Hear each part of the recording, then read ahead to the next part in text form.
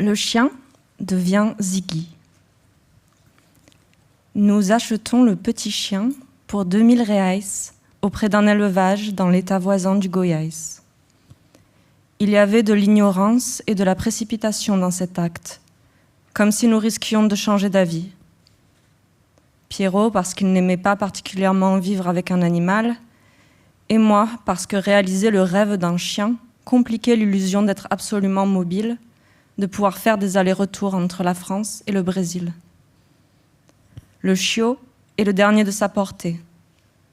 Il vient avec un certificat de vaccination et un pédigré douteux. La lignée de sa mère est enregistrée sur 3 générations. Celle de son père est marquée de plusieurs X. En grandissant, il développera des traits laissant penser que la race n'est pas pure. Anormalement grand, haut sur pattes pour un golden retriever, le museau trop allongé, les oreilles trop longues, tirant vers le flat-coated peut-être. Quand je le prends dans mes bras pour la première fois sur un trottoir chaud de l'aile sud de Brasilia, il n'est qu'un bébé chien merveilleux, recouvert de duvet beige doré, presque blanc, les yeux espiègles et noirs, le pas maladroit. Ses oreilles sont déjà longues et contrastent avec son museau court et sa queue maigre, sans panache.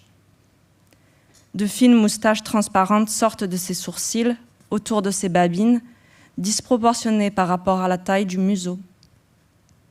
La truffe est noire mouillée, parfaitement dessinée, et lorsqu'il en trouve sa gueule, on peut observer de toutes petites dents, d'une blancheur remarquable, ainsi qu'une non moins petite et remarquable langue rose. Le soir même, suivant des yeux le chiot dans l'herbe sombre, nous décidons de l'appeler Ziggy, comme Ziggy Stardust, l'alien de David Bowie, descendu sur Terre pour propager un message d'amour et de paix par temps d'apocalypse. L'humanité n'a plus que 5 ans à vivre. Est-ce le cas? Peut-être. Ziggy. Le nom sort de ma bouche et se rue sur le chien. Il passe autour de son cou comme un collier. Ma gorge se serre, elle aussi. Il regarde son nom, le renifle, ne sait pas exactement ce que c'est. Hors du langage, le nom n'est pas cette chose solide, déterminée, il est progressif. La première fois, le nom est un simple son, une glissade. Ziggy. Il siffle entre mes dents, vibre dans ma main qui se pose sur le ventre duveteux, circule entre les pattes, sous les oreilles. Ni lui ni moi ne savons encore ce que le nom veut dire. Il ne traîne pas encore derrière lui un enchevêtrement doré de regards et de gestes. Bonsoir Camille Ruiz. Bonsoir. Vous venez de nous lire un extrait, c'est pas tout à fait le début, mais presque, de votre nouveau livre, Un chien arrive, publié aux éditions Corti. Un chien arrive, c'est un titre qui m'a interpellée parce que j'avais presque envie de mettre un « et » à la suite de ce titre. Et quand j'ai eu envie de mettre ce « et », j'ai pensé à cette phrase qui dit « un seul être vous manque et tout est dépeuplé ». Et là, je me suis dit « un chien arrive et tout est repeuplé ». Est-ce qu'il y avait un petit peu de ça dans votre esprit ou c'est vraiment moi qui me suis fait un film en voyant ce titre ? Je pense qu'il y a un peu des films derrière ce titre parce qu'il est à la fois très simple et il se passe beaucoup de choses à l'intérieur et aussi beaucoup de choses qui ne sont pas explicites. C'est ce que j'aime bien dedans. En fait, c'est pas moi qui l'ai trouvé. Donc, je suis aussi un peu encore surprise par ce titre et la manière dont il colle au livre. Je l'aime beaucoup. Mais pour être totalement honnête, ce livre, pendant très longtemps, s'est appelé Ziggy, point d'exclamation. Et j'avais beaucoup de mal à me défaire de ce nom et donc j'ai demandé de l'aide. C'est peut-être pas vous qui avez trouvé le titre, mais effectivement il sied parfaitement au livre et bien évidemment c'est vous qui l'avez inspiré avec ce récit où vous nous emmenez effectivement sur les traces d'une rencontre, d'une grande histoire d'amour d'abord, parce que la rencontre avec un chien c'est, j'allais dire, d'abord ça, mais qu'est-ce qu'induit cette grande histoire d'amour? Qu'est-ce qu'elle raconte d'abord de nous, dans cette quête d'amour à travers un chien, et puis qu'est-ce qu'elle raconte aussi de la société et de la manière dont on s'inscrit à l'intérieur de cette société. Parce qu'assez vite, et dès l'introduction, vous allez parler, vous employez cette expression, alors je vais peut-être paraphraser, mais l'idée y est, qu'avec Ziggy à vos côtés, vous devenez une chienne ou un chien à 6 pattes. Vous devenez en tout cas un être augmenté, c'est-à-dire que vous êtes à la fois la femme que vous êtes, mais vous n'êtes plus tout à fait seulement la femme que vous êtes une femme avec un chien. Et ça, c'est un mot d'ordre presque de ce livre, extrêmement important, parce qu'il va être question, au-delà de votre relation en tant que personne avec le chien, de votre relation aussi en tant que femme à la fois avec le chien, et aussi face au reste de la société, bien sûr, n'est-ce pas ? Oui, tout à fait. Je crois que c'est un des motifs principaux du livre, c'est cette idée que toute relation en fait nous change et nous transforme. C'est quelque chose que j'emprunte notamment à Donna Haraway. Évidemment, quand on écrit sur les chiens, on a besoin de son compagnonnage et dans les espèces compagnes, il me semble, voilà, elle ouvre aussi sa réflexion par cette idée qu'aucun être ne précède la mise en relation. En fait, on est toujours à la fois défini, transformé, en constant mouvement par les relations qu'on forme, que ce soit avec un animal, une espèce compagne, mais aussi avec d'autres personnes et le monde en général. Donc oui, je pense que c'est un des motifs du livre, cette idée que voilà, les choses se superposent et qu'à partir du moment où j'ai commencé à vivre avec Ziggy, je n'ai plus jamais été vraiment moi-même et j'ai été voilà, la personne que je suis avec Ziggy. On pourrait mettre plein de tirets autour de cette phrase. Alors, quand vous dites « je n'ai plus jamais été moi-même », ça n'est pas simplement un jeu de l'esprit ou un ressenti, vous allez l'exprimer par des choses extrêmement concrètes du quotidien. Et d'abord, ça commence par un rapport à l'espace et à l'extérieur, d'abord une vigilance, une hyper même presque vigilance, qui vient aussi se calquer sur celle de l'animal, qui lui, par définition presque, est dans cette vigilance permanente. Mais donc vous allez vous rentrer en symbiose avec cette attention permanente. Et donc vous dites qu'il y a une forme vous dites le vacillement de l'espace domestique, c'est-à-dire que l'espace se transforme à partir du moment où vous le vivez avec un chien. Qu'est-ce que vous entendez par là ? En fait, alors ça c'est dans la première partie du livre, je me suis concentrée autour de cette idée que, en fait, en se rendant par la force des choses sensibles à l'attention de mon chien, donc ce vers quoi il portait son attention, en fait, je modifiais ma propre attention et certainement la sienne aussi, et qu'on commençait à former comme une bulle de co-attention qui nous était absolument propre, enfin, qui était propre à la relation. Et c'est vrai que le livre commence dans la maison, avant de ensuite cheminer vers le dehors. C'est parce que un des premiers constats, voilà, en vivant avec ce tout petit chien, c'était que mon appartement n'était plus mon appartement et que, en fait, les choses que j'avais l'habitude de considérer comme voilà, qui ne se prêtait pas particulièrement à une interaction, exactement. Par exemple, je ne sais pas, cette table devenait tout à coup extrêmement intéressante pour mon chien, et en fait je commençais à surveiller des choses que je n'avais jamais eu à surveiller auparavant. Et en fait le petit chien remarque absolument tout, et on est obligé de remarquer avec lui, donc pour éviter certains drames domestiques. Et en lisant en fait certains théoriciens, notamment Jacob von Exkull, et en utilisant pour moi peut-être plus poétiquement que théoriquement, mais son idée de milieu.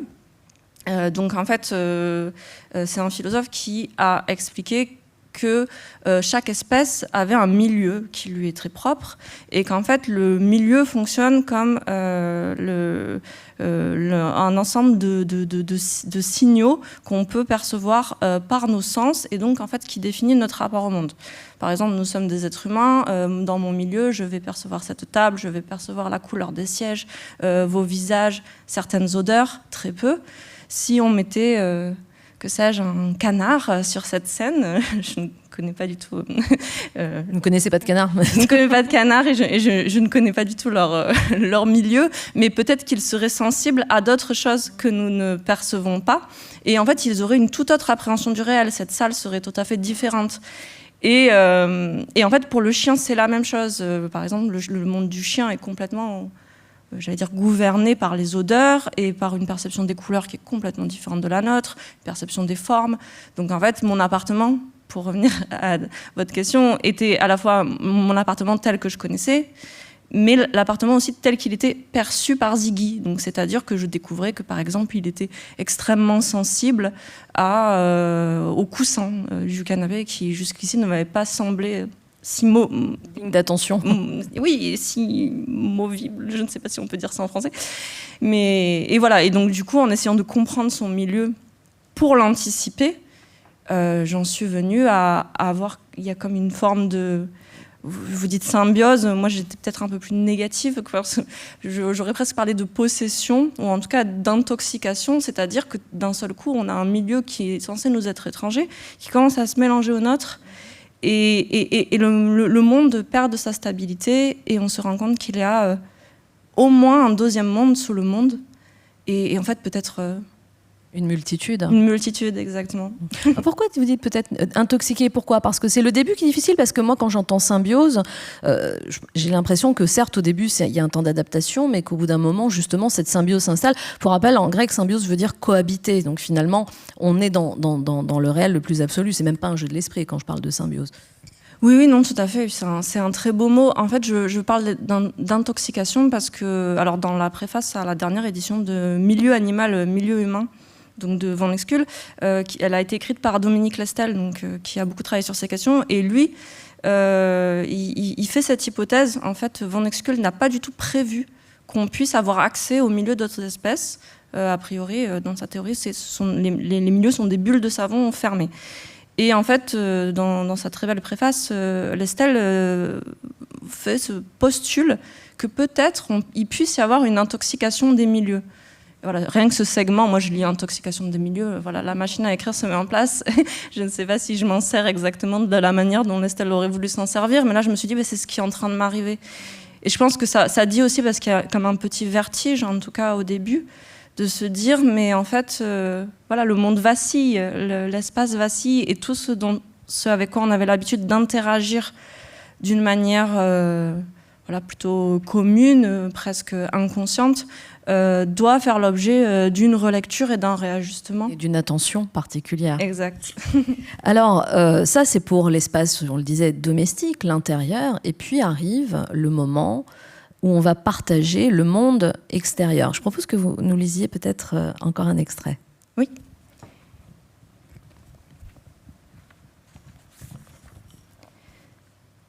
Ziggy et moi découpons le quotidien et l'espace qui nous entoure, et la forme de chaque morceau est déterminée par la manière dont nous pouvons le pratiquer ensemble.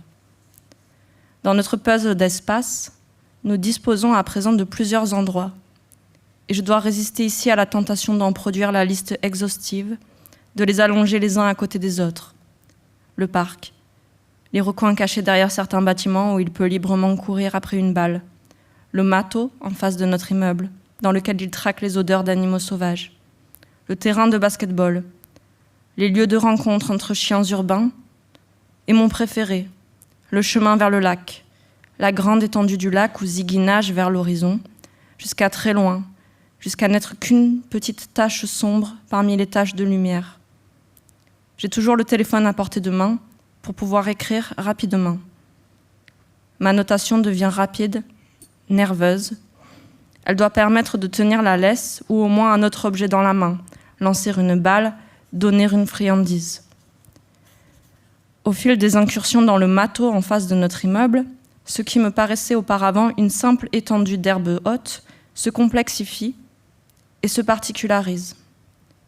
Nous découvrons, Ziggy et moi, que chaque parcelle est différente.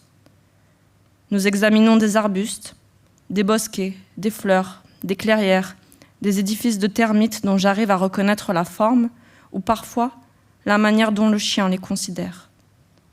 Par exemple, à cet emplacement précis, il y a comme une grande fourmilière dans laquelle il avait coincé son jouet et s'était mis à pleurnicher. Et j'avais dû creuser à main nue pour le récupérer. La terre rouge était entrée sous mes ongles. Le point devient repère, marqué à la fois par le souvenir et par la crainte qu'il ne se réactualise. Nos promenades répétées tracent des lignes au milieu de la brousse dans lesquelles le chien s'engouffre à toute vitesse. Dans Une brève histoire des lignes, Tim Ingold établit une distinction entre deux mouvements linéaires, longés et traversés. Nous longeons des lignes qui parfois me sont invisibles, mais que Ziggy semble reconnaître. J'ai lu quelque part qu'il suffisait de 15 passages pour qu'une ligne se creuse, formant ce qu'Ingold appelle une trace soustractive, à la différence des traces dites additives, comme les lignes d'une page A4 police 12, qui contiennent chacune une quinzaine de mots. Les pieds sur une ligne que j'ai tracée la veille et l'avant-veille, je pense, comme c'est bien, de pouvoir emmener le chien ici, ainsi que mon propre corps, comme c'est bien d'être surprise par ce bien, de le sentir scintiller à l'intérieur comme un léger carillon, ou peut-être une relique d'un certain esprit d'aventure, du désir enfantin d'inventer le monde. Mes perceptions s'accrochent à celles du chien, non plus exactement pour le surveiller, mais parce qu'il est devenu une sorte d'annexe sensorielle à travers laquelle l'espace et ses détails me sautent au visage. Tout grouille, comme si je pouvais voir au-dessus des choses, comme si je pouvais passer dans les brèches ouvertes de la ville mal cousue et regarder son envers, ses ourlets sales, usages déchets ou caducs, vestiges d'aménagement, comme ce poteau électrique couché au milieu de la brousse que le chien s'amuse à parcourir en équilibre. Avant d'avoir un chien, je croyais partir me promener dans tel ou tel endroit et que ces endroits étaient des vasques d'espace à traverser. Depuis Ziggy, on dirait que les lieux débordent et regurgitent des morceaux de monde, que tout ce que je touche me touche en premier. Il y a beaucoup de choses dans les herbes hautes. Quand mon chien fouille un peu trop longtemps à un endroit précis, je commence à avoir peur qu'il puisse déterrer un corps, quelque chose d'horrible, puis il ressort avec un air de triomphe et dans la bouche, un simple gant de travail. Merci pour cette lecture, Camille. Alors, cette fois, on est avec vous et on voit bien, je parlais tout à l'heure d'une réalité augmentée. Là, il vous offre ses sens, en quelque sorte, le chien. Vous partagez avec lui la possibilité de voir au-delà de la surface des choses. Est-ce que c'est quelque chose, pour le coup, on parlait tout à l'heure de contamination, là, est-ce qu'au contraire, vous avez l'impression qu'il y a quelque chose de réellement bénéfique, comme si ça levait un voile sur le monde ? Ou au contraire, c'est aussi vertigineux, peut-être même plus parce que c'est l'extérieur ? Je pense que les deux sont vrais. Je pense qu'à la fois, il y a des choses dont on aurait peut-être préféré qu'elles restent cachées. Voilà, certains déchets que Ziggy, ou excréments, a un talent particulier pour dénicher dans des endroits insoupçonnés. Voilà, je ne crois pas que ça enrichisse particulièrement mon monde, mais ça m'apprend des choses sur les pratiques aussi humaines, c'est sûr. Là, je me suis un petit peu perdue. Mais voilà, il y a quand même... je pense que accéder à ce monde sous le monde, ça demande quand même de renoncer quand même à certaines... déjà à une certaine idée de la promenade dans laquelle on va... avoir le nez en l'air, à regarder les arbres et on va se perdre dans nos pensées. Là, il faut avoir une vigilance absolument à tout parce que à la fois pour protéger d'éventuels passants de ce que mon chien pourrait faire et pour protéger le chien de ce qu'il pourrait faire pourrait lui arriver. Se faire mal, exactement, parce qu'il n'est pas très, très intelligent malheureusement. Et du coup, on perd quand même quelque chose. J'ai l'impression qu'en allant avec lui dans ces endroits où je ne serais jamais allée tout seul, qu'il faut que je laisse en quelque sorte sur le seuil, je ne sais pas comment appeler ça, une forme de dignité humaine ou alors quelque chose de très adulte, mais je crois qu'il y a vraiment quelque chose de l'enfance qui s'active, de se dire c'est l'aventure. C'est un peu bizarre d'entrer jusqu'à la taille dans ces herbes hautes, on n'est pas censé faire ça, c'est même plutôt dangereux. Mais je le fais pour lui, parce que pour lui, il y a des choses à voir. Et voilà, quelque part, il m'entraîne vers quelque chose voilà, qui a une dimension d'absurde quand même, pour moi. Et qui vous fait sortir d'une zone de confort, évidemment, et vous oblige en quelque sorte. Et là, c'est aussi parce que j'imagine que c'est, entre guillemets, une sorte de prix à payer aussi pour ce que le chien vous apporte. Ceci étant dit, quand on écrit, on a souvent évidemment cette image évidemment très caricaturale de l'écrivain et du chat, pour une raison très évidente, c'est que le chat est casanier, très bien souvent, c'est le chat qui va dormir et ronronner à côté de la table de l'écrivain. Là, tout ce qu'on vient de décrire ne me semble pas très propice à l'écriture. Et pourtant, quel est le rapport de la personne, de l'écrivain et de l'écrivaine en l'occurrence, qui a un chien et à l'écriture? Où est-ce que ces deux éléments de votre vie essentiels se rencontrent ou se supportent ou rentrent en collision? Comment ça fonctionne? Alors, j'avais aussi cette image de... Enfin, c'est peut-être même un certain cliché que les chiens voilà, pourraient peut-être... éloigné du monde de l'écriture, mais en fait, notamment en faisant des recherches pour ce livre, j'ai trouvé énormément de livres qui ont été écrits pour des chiens, avec des chiens, auprès de chiens. Voilà, ça dépend de comment on veut appeler ça.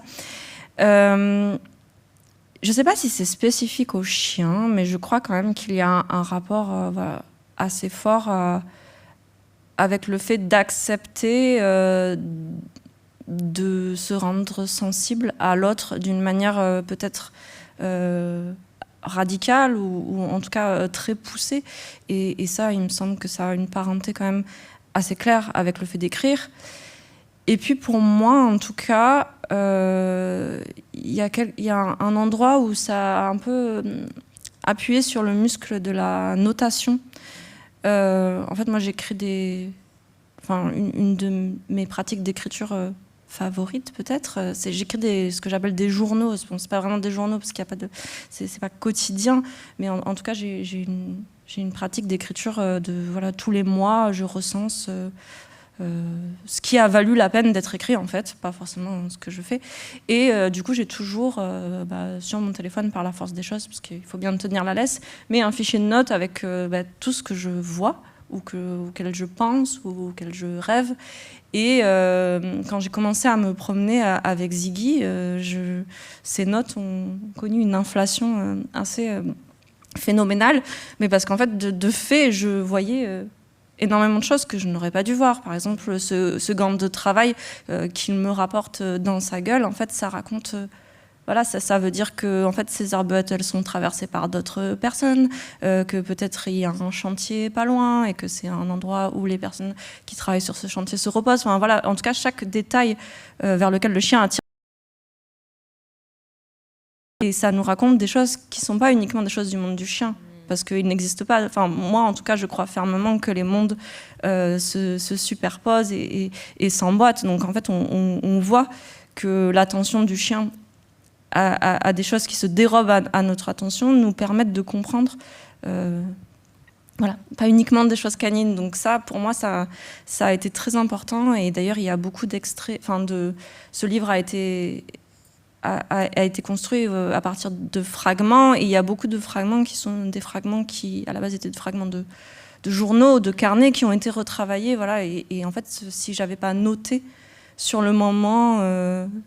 voilà, pour toujours reprendre cet exemple, mais Ziggy m'a rapporté ce gant de travail, je l'aurais peut-être oublié dans le flux de la journée, mais je l'ai noté, et ensuite en relisant ma note, une fois que, heureusement, il dort, parfois il dort, et là, je prends ce petit fragment, et j'ai l'image de ce qu'on a vécu ensemble, et c'est comme un petit indice que Ziggy me laisse, sans le savoir, pour dérouler autre chose.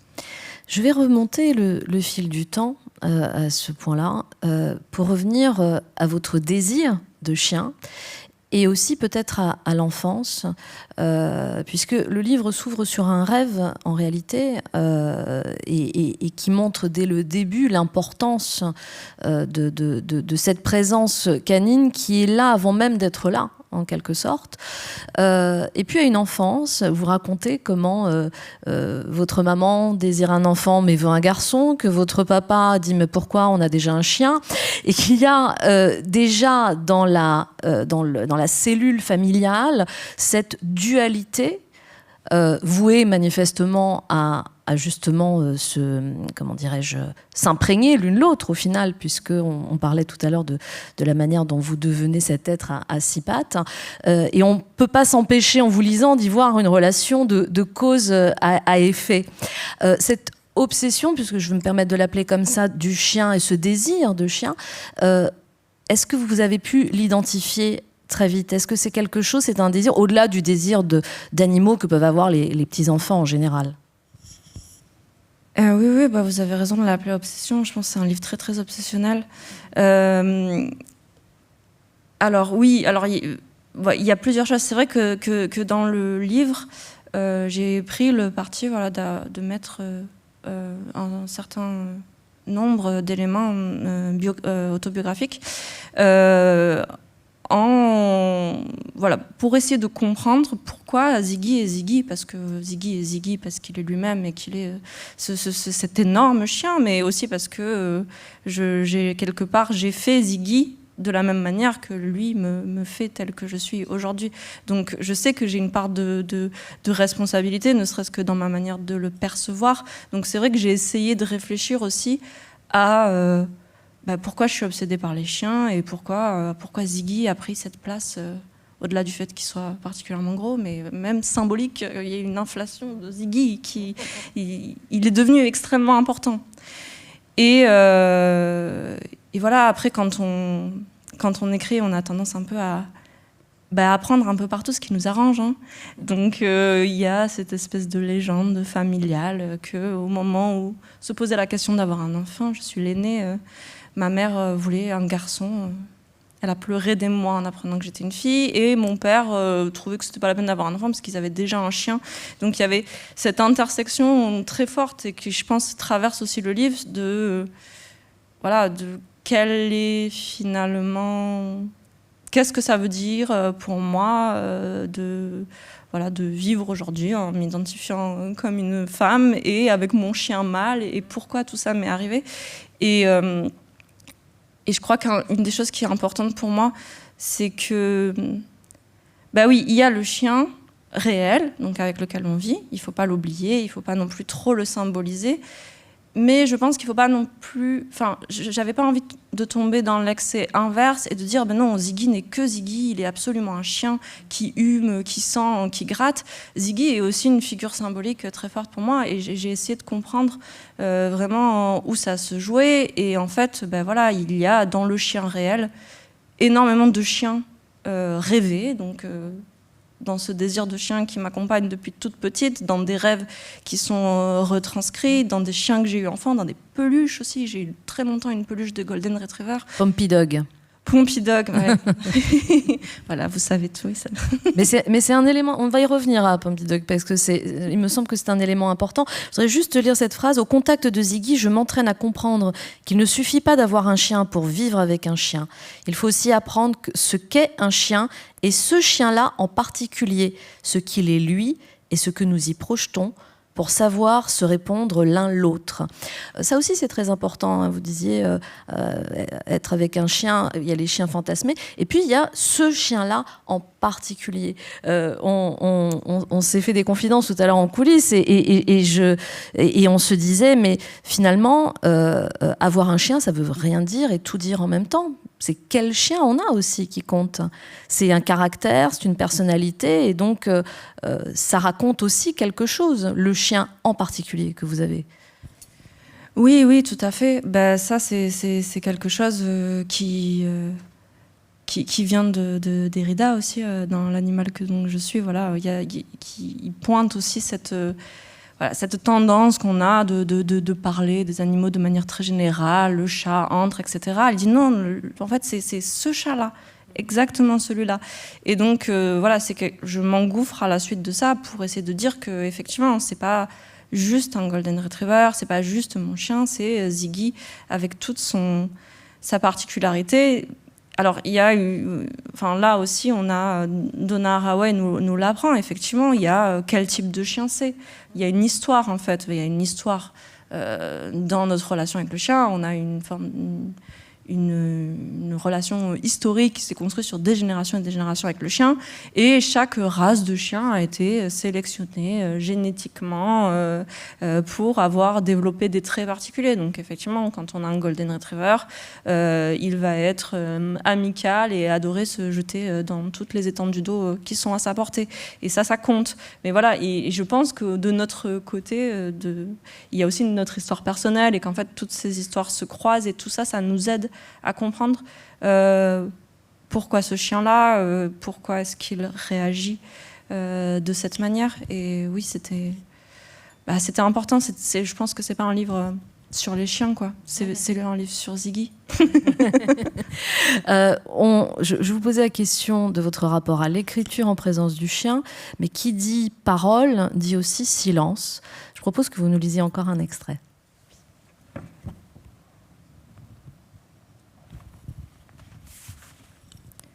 Ziggy écoute la radio. Pendant longtemps, je suis perdue face à Ziggy. Je comprends mal ses besoins, ses demandes, et lui ne comprend pas la manière dont j'essaie de répondre à ce que je ne comprends pas. Il me suit partout, me mordit les mains, essaye de capturer mon attention. Je lui demande « Mais qu'est-ce qu'il y a ? Qu'est-ce qu'il y a ?» Puisqu'il m'observe en silence, l'espace s'ouvre pour que je le comble. Et je commence à commenter tout ce qu'il fait et tout ce que je fais, lui disant qu'on va bientôt sortir, que je sais qu'il a faim, qu'il mangera plus tard, qu'il est un bon chien, que le temps est chaud, que je dois travailler, qu'il ne faut rien manger par terre, que je l'aime, qu'il est le plus beau. Une éducatrice canine m'avait fait la remarque « Il faudrait que j'arrête de parler autant à mon chien. » Si je veux vraiment m'adresser à lui, il est primordial de condenser mon usage de la parole en mots choisis, que j'aurais fait en sorte de lui apprendre. Sinon, ma voix se noie dans les bruits extérieurs, elle devient pour lui comme la radio. Ce bourdonnement l'empêche de m'écouter vraiment, de prêter attention à ce que je vais lui demander lorsque je lui demande quelque chose. Il faudrait tendre vers son silence, faire preuve de cohérence, dans nos interpellations, mais aussi dans nos gestes muets, nos postures. Nos communications humaines sont tellement tournées vers le mot, vers la capacité à dire, que nous oublions que tout parle. Nos attitudes, nos regards, même nos odeurs. Les chiens nous lisent en continu, nous devinent et nous doublent. C'est une autre forme d'astuce, une habileté plus géniale encore que celle de savoir former des sons qui sont des mots. Lire le fantôme du geste avant le geste, la parole avant la parole. J'apprends malgré moi à rester longtemps silencieuse auprès de Ziggy. Lors de nos escapades, quand je trouve un lieu suffisamment vide, un temps suffisamment seul, il m'arrive de ressentir une forme d'ivresse de silence, de plénitude amniotique, comme si j'étais dans un environnement absolument bon, un environnement à notre exacte mesure. Nous marchons parfois côte à côte, parfois le chien me devance. J'ai l'image de cette promenade à Sous quand nous montons, Ziggy et moi, parmi les genêts, et que les montagnes se découpent dans le soir, et que le vent grésille. Alors je sens diminuer l'intensité que j'accorde à la langue, et par vase communicant se renforcer l'attention à d'autres détails, comme une cécité temporaire renforcerait notre ouïe et notre odorat. Le corps de Ziggy parle. Les oreilles se déplacent légèrement, il a entendu quelque chose. Il s'immobilise et seule sa truffe bouge, une odeur passe près de nous. Il est debout. Il me regarde avec insistance, les oreilles relâchées, la gueule entr'ouverte. Il veut jouer et attend un geste de ma part. Il s'immobilise, son dos se hérisse, sa queue est dans le prolongement de son dos. Il est en alerte, quelque chose l'inquiète. Il s'assoit près de moi, regarde dans la même direction, en appuyant légèrement son épaule contre ma jambe repliée. Il se repose et voudrait bien que je lui passe la main derrière les oreilles pendant que nous observons la lisière de la forêt. Alors, on voit bien aussi toute la poésie qui peut se dégager à travers ces silences qui sont d'abord imposés par la force des choses et qui deviennent quelque chose que vous vous appropriez totalement. Et ça se termine sur un chien qui s'appuie contre vous et qui me fait penser à la question du contact physique. Le contact physique est un élément extrêmement important. Mais il est aussi d'un élément qui peut potentiellement, vu de l'extérieur, devenir quelque chose qui est une menace. Et donc, on a le sentiment que ce rapport au chien change aussi votre rapport au monde à ce niveau-là. Que tout d'un coup, vous êtes d'abord pour le chien peut-être un corps à protéger, qui sait, mais ça nous renvoie à la relation particulière qu'a une femme avec son chien, différente peut-être de celle qu'aurait un homme avec son chien. Et quelle serait-elle, cette différence ? Je ne sais pas s'il y a une différence absolue, mais en tout cas, moi, dans l'expérience que j'en ai eue, en fait, j'ai davantage l'impression que c'est la manière dont nos corps sont lus dans l'espace public. Peut-être que davantage, moi, un rapport intime qui serait intrinsèquement féminin, différent. Mais oui, dans la troisième partie du livre, je tourne un peu autour de ces constats que, étant accompagnée d'un très grand chien, et ayant moi-même un corps qui est facilement lu comme féminin dans l'espace public, en fait, il y avait comme une forme certaines interactions pouvaient être décuplées et prenaient une teneur particulière. Alors, bon, voilà, ce sont des interactions principalement sexistes qui sont analysées dans le livre. Mais j'ai été surprise de la manière dont le chien venait en quelque sorte les faire changer un tout petit peu pas forcément faire barrage. En fait, je me serais attendue à ce qu'on me parle moins. Et en fait, je trouvais qu'on me parlait beaucoup plus. Et que j'étais exposée à des remarques qui ne visaient plus seulement moi et une forme de féminité qui déambule dans l'espace public, mais aussi mon chien, et que se produisait une forme d'association négative entre mon corps féminin et le corps de mon chien. Et alors du coup, après, j'ai pu y réfléchir et le relier à un corpus théorique. Mais voilà, c'est comme s'il y avait une sorte de continuum entre ces corps et que les remarques dont on était l'objet dans l'espace public, de manière très très synthétique, faisaient ce mouvement d'à la fois animaliser mon corps féminin et féminiser le corps de mon chien, comme si, et c'est le titre d'une des sous-parties, comme si nos présences se dégradaient l'une l'autre et que finalement on était, c'est pour ça que j'utilise à un moment donné l'expression d'une sorte de chienne à 6 pattes, c'est qu'à côté de moi, mon chien perd un peu de son, je sais pas, de son aura de mâle, il est touché peut-être comme on pourrait toucher une femme. Par la disgrâce de la présence malheureusement. Et que évidemment, on sait, beaucoup de chercheurs et chercheuses principalement ont travaillé sur ces questions, mais que voilà, et que les processus d'animalisation sont aussi une manière de signifier une domination sur le corps des femmes et sur le corps d'autres minorités. Hein. Bien sûr, il y a le très beau livre de Kautar Archi de l'année dernière sur plutôt les questions raciales, mais Peut-être que... Oui, on va lire un extrait, juste une chose, parce qu'il y a quelque chose aussi de très intéressant, c'est la propension qu'on a. Alors en plus, vous avez un golden, donc c'est-à-dire ce chien qu'on pense pouvoir toucher facilement, donc il y a cette idée que si on ne peut pas vous toucher, on va toucher le chien, et c'est déjà une courroie de transmission, sans vous demander évidemment l'autorisation, parce qu'il y a aussi ça, c'est-à-dire qu'on vient toucher le chien, et qu'en réalité, il y a quelque chose, il y a une sorte d'opération pas vraiment bienvenue qui s'opère, si j'ose dire. Oui, bien sûr. Et en fait, c'est des choses qui paraissent très, très anodines parce qu'effectivement, un gros chien réputé sympathique dans l'espace public, on a plutôt envie de le caresser. Mais en fait, au début, je me disais peut-être que je suis un peu paranoïaque. Et puis finalement, quand je reprenais mes notes rentrées à la maison, je me disais, mais en fait, ce type d'interaction n'aurait jamais eu lieu si Ziggy était accompagné de mon compagnon, par exemple. S'il était accompagné d'un homme, jamais on lui aurait donné une petite tape sur les fesses dans la rue. Par exemple, pour vous donner un exemple très concret. Au chien, vous voulez dire, on est d'accord. Oui. Je sais pas. Non, on n'est jamais à l'abri. Vous voulez lire l'extrait dont il est question? Oui, je pense que ça va être peut-être plus clair avec l'extrait.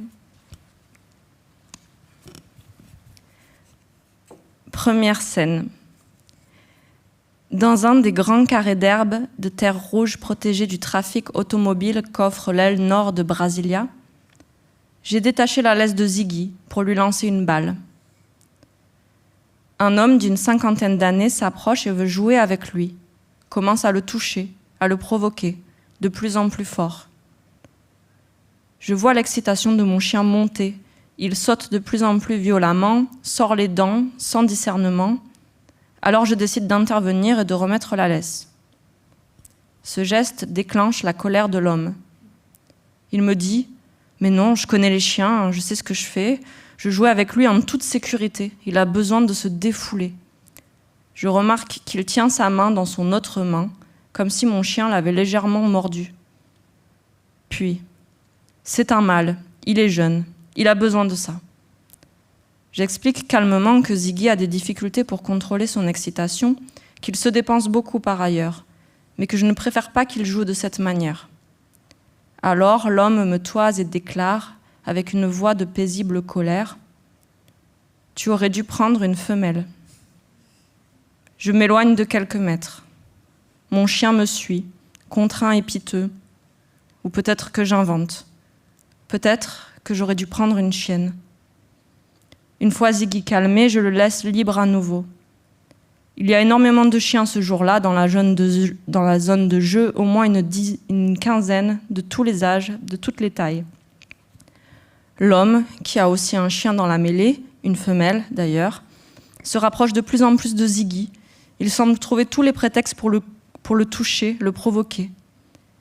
Il le fait coucher sur le dos, ventre vers le ciel, en position de soumission. Il lui donne des tapes sur les fesses dès qu'il passe près de lui.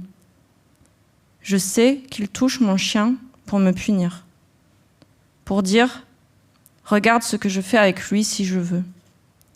Ces gestes vulgaires sont destinés à faire écho au mot « femelle ».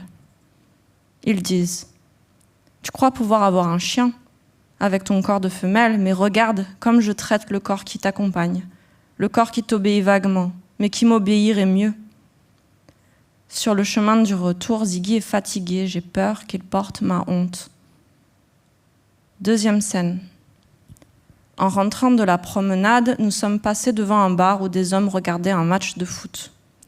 Ziggy aime les attroupements, en particulier les attroupements masculins. Naturellement, il ralentit le pas et s'arrête pour observer les corps, je le laisse faire. Un homme s'approche, le salue, sans me saluer moi, et essaye de prendre la balle que Ziggy tient dans sa gueule. Mon chien, peu enthousiaste à l'idée de donner l'objet à une main inconnue, dans un premier temps refuse de céder, mais l'homme insiste et se redresse. À présent, la balle est dans sa main. Il me regarde droit dans les yeux. Ma propre main tient la laisse du chien. Et l'homme lance la balle. Elle va loin. Heureusement, je commence à avoir l'habitude, malgré mes bras maigres, de gérer la fougue et les 45 kilos de Ziggy, instinctivement et mécaniquement lancé à la poursuite de sa balle. L'homme voulait voir si j'allais lâcher, voulait me voir trébucher, tomber. J'utilise le poids de mon corps pour le retenir, je crie, je ne sais plus ce que je dis, je l'insulte peut-être. Il s'excuse, mollement. Il dit « Pardon, c'était juste pour jouer », comme s'il était un petit enfant facétieux et moi une vieille dame aigrie. En rentrant, j'ai envie de pleurer et d'entourer Ziggy de mes bras, de lui demander pardon. Mon gros chien à qui on lance une balle et qui ne peut pas courir après, la rattraper, la ramener à l'homme dont il aurait certainement voulu recevoir l'affection. Je sens que ma proximité dégrade le corps de Ziggy et que sa proximité rend mon corps plus vulnérable encore, comme si corps féminin et corps animal se dégradaient l'un l'autre et qu'ensemble, nous décuplions le mal que l'on pourrait nous faire. Ce qui est très troublant dans cette constatation de la fin du texte que vous venez de lire, c'est que moi, j'aurais eu tendance à me dire, mais au contraire, ça décuple les forces. Le chien est censé protéger la femme. La femme doit se sentir en sécurité avec un chien. Qu'est-ce qui se passe? Quel est le processus qui fait que n'advient pas cette sécurité, mais au contraire, l'image est dégradée? Comment vous l'expliquez? Alors, encore une fois, je pense que les deux choses sont vraies à la fois, parce que effectivement, c'est pas dans le passage, mais forcément, quand je me promène le soir avec cet énorme chien à côté de moi, je pense qu'il peut y avoir aussi un effet dissuasif, évidemment. Mais dans ce cas précis et dans ces interactions-là, en fait, je pense qu'il y a aussi quelque chose qui est lié à l'apparence aussi de mon chien, qui est clairement compris comme un chien extrêmement familier. Les gens me disent c'est le chien de Marley. Marley et moi. Oui, c'est pas un Doberman. Ouais. Voilà, c'est pas un chien qui... En tout cas, c'est un chien qui est un peu dans l'entre-deux, quoi. C'est un gros chien, c'est un vrai chien, mais à la fois, c'est pas un chien de garde. Et je crois que là, il se passe certainement quelque chose, je ne sais pas ce qui se passe dans la tête de ces personnes, mais quelque chose qui donne envie peut-être soit de défaire le couple femme-chien, soit de déséquilibrer au sens le plus littéral, peut-être qu'on veut me voir tomber ou qu'on veut me déstabiliser. Je pense de manière très inconsciente, je pense que c'est pas du tout réfléchi de manière machiavélique, mais en tout cas, je crois que ces interactions n'auraient pas eu lieu si Ziggy avait été tenu par un homme. Et ça, c'est quelque chose dont j'ai la quasi-certitude. Et puis, malgré tout, Ziggy, certes golden, mais une puissance, vous l'avez dit, 45 kilos, une telle puissance au bout du bras d'une jeune femme, vous dites mes bras maigres, il y a quelque chose peut-être qui dérange dans l'idée que vous puissiez être en contrôle d'une telle puissance. Oui, certainement. Et souvent, il y a des commentaires...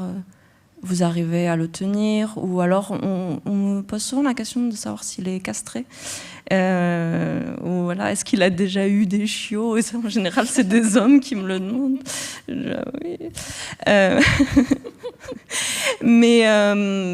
Mais voilà, oui, je pense que ça interpelle du fait de la taille du chien, et puis que ça répond à tout ce que ces études montrent de manière théorique et beaucoup plus peut-être structurée. Mais c'est qu'en tout cas, il y a comme un continuum inconscient, symbolique entre les corps animaux et les corps féminins, et que ce sont de toute manière des corps sur lesquels on peut exercer une forme de violence, même si les violences que je relate là, elles ne sont pas des violences graves ni explicites, mais elles sont en tout cas des petites tentatives de déstabilisation. Après, effectivement, il y a des études plus fouillées sur, par exemple, la manière dont les violences qui sont portées aux animaux, et notamment dans les foyers, sont soit utilisées comme menaces ou comme... du chantage. Ou comme du chantage, et sont aussi qu'elles annoncent très souvent des violences qui vont être commises sur les corps des femmes ou des enfants. Donc voilà, il y a quelque chose en tout cas qui circule, qui interpelle, et je pense que ça se mélange aussi avec l'imaginaire du fait d'être gardée, parce qu'on m'a déjà dit, vous êtes très très bien gardée, mademoiselle, avec ce chien. Mais même quand on me fait remarquer que le chien me protège, en fait, on souligne le fait que je pourrais être attaquée si je n'avais pas de chien. Donc, en fait, c'est comme on est pris au piège de toutes parts. Et voilà, je crois que ça décuple le contact parce que c'est un peu marrant de voir une femme avec un très gros chien dans la rue, et parce que les chiens sont sympathiques, donc ça constitue un point d'accroche assez facile pour engager la conversation, et que voilà, tout ça se mélange, mais en tout cas, je trouve ça intéressant. C'est un texte qui a une assez riche bibliographie. Vous me référez à plusieurs autrices, notamment beaucoup de femmes. Joanne Didion. Alors moi, je ne l'avais jamais lu.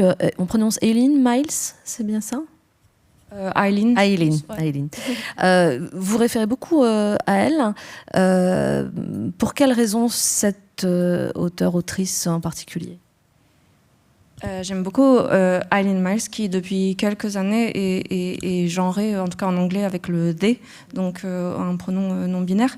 Et en fait, alors je pense que c'est un petit peu de son livre que vient le mien, voilà, en tout cas qu'il a ouvert pour moi un chemin. Elle a un très beau livre qui s'appelle Afterglow, A Dog Memoir, et en fait c'est sur la perte de sa chienne Rosie, qui pour le coup était un pitbull, donc vraiment un chien. Et je sais pas, pour celles qui ont déjà lu Eileen Miles, elle ne fait rien tout à fait de manière attendue, donc en fait son dog mémoire, il est aussi complètement ironique, et à la fois extrêmement sérieux, parce que c'est une vraie histoire de deuil, mais voilà, c'est un texte très fragmentaire, avec des éléments complètement disparates, beaucoup d'hallucinations. Le texte s'ouvre sur une lettre que Rosie écrit à Eileen Miles pour lui dire voilà, après toutes ces années de mauvais traitements, je t'ai assigné en justice, et je sais que tu as fait de ton mieux, mais je crois quand même que j'ai le droit d'aller au bout du processus et de réclamer des indemnisations. Donc, tout au long de ce texte, Eileen Miles fait comme si, alors je ne sais pas si elle y croit réellement, j'aime à croire que oui, comme si en fait les personnes qui écrivent et qui ont des chiens, leur chien était leur dog ghostwriter, en fait. Et c'était en fait les chiens qui écrivaient véritablement les livres que l'on lisait. Et voilà, du coup, elle joue beaucoup avec ça. Et il y a un petit passage dans le livre, alors voilà, ça paraît complètement fantasque, mais il y a aussi des passages extrêmement concrets. Elle fait la liste des objets qui restent dans son appartement après la mort de Rosie. Elle retranscrit aussi, et ça c'est quelque chose auquel j'étais très sensible, leur promenade. En fait, au début, elle les filme, donc avec, je pense, son téléphone. Et après la mort de Rosie, elle a toute une archive de films de leur promenade. Et en fait, elle entreprend de retranscrire le plus littéralement possible ce qu'on voit à l'image.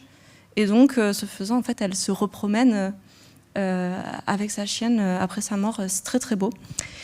Et oui, voilà, ce que je voulais dire, c'est qu'au milieu du livre, il y a cette petite phrase où Eileen Miles dit, avec toute la facétie qui la caractérise, toute personne qui écrit devrait écrire un livre de chien. Et là, il y a une petite note. Et la note de bas de sa page, c'est « Do it, writer. Don't be scared. Vas-y, fais-le, écrivain. N'aie pas peur. Écris ton livre de chien. » Et moi, je me suis dit « Bon, allez, c'est bon, je le fais. » Mais il n'est pas traduit, malheureusement, en français, mais je le conseille aux personnes qui peuvent lire en anglais. C'est vraiment un très, très beau livre.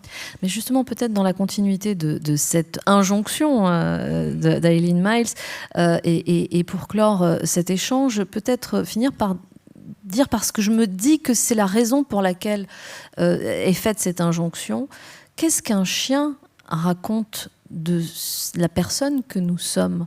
Et quand je dis raconte, bien évidemment, pas littéralement, mais est-ce que le chien n'est pas finalement un miroir dans lequel, quand l'écrivain, l'écrivaine se regarde, il arrive à voir des choses suffisamment essentielles pour les écrire? Moi, c'est comme ça que je comprends quand j'entends cette injonction à écrire son livre de chien. Je sais pas. Ouais, je pense. Après, je pense que toute relation est un miroir, mais effectivement, le silence du chien peut-être pousse à cette réverbération. Après, non, j'ai l'impression que, en tout cas, ça peut pas être complètement un miroir, parce que, en tout cas, l'image qu'il nous renverrait serait une image complètement hybridée de nous. Il faudrait qu'il puisse refléter sa propre image pendant qu'il nous reflète, parce que je crois pas qu'on puisse exactement se regarder à travers le chien, parce qu'à partir du moment où on le regarde, on est déjà changé assez radicalement, si on accepte de l'être et de le reconnaître. Et non, mais je pense qu'en fait, c'est une expérience, pas uniquement pour les personnes qui écrivent, mais je crois que c'est une très belle chose à vivre dans sa vie, pas forcément avec un chien, mais d'avoir une forme de proximité avec un être radicalement différent. Ça peut être un chien, le canard que je convoquais tout à l'heure, un bébé aussi, parce qu'il y a beaucoup de questions de bébés, et c'est vrai que les bébés sont aussi des êtres très très différents de nous.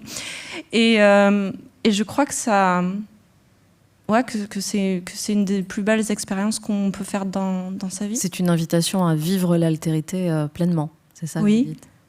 Adoptez des chiens. Écrivez votre propre livre de chiens. Un chien arrive, c'est un livre très très beau, très émouvant, très poétique, même s'il est à la fois très érudit, puisqu'encore une fois, je disais, il y a une riche bibliographie, mais ça n'enraye en rien la poésie et cette relation si particulière, qui est celle qu'on construit avec un animal, probablement aussi parce que l'absence de parole permet aussi des projections et une forme de liberté, de lâcher prise qu'on n'a peut-être pas entre nous, humains de la même espèce. En tout cas, c'est un très très beau livre. On va vous retrouver en dédicace, Camille Ruiz, dans Le Foyer. Un chien arrive, c'est aux éditions Corti. Merci infiniment pour cet échange. Merci et beaucoup. Une caresse à Ziggy.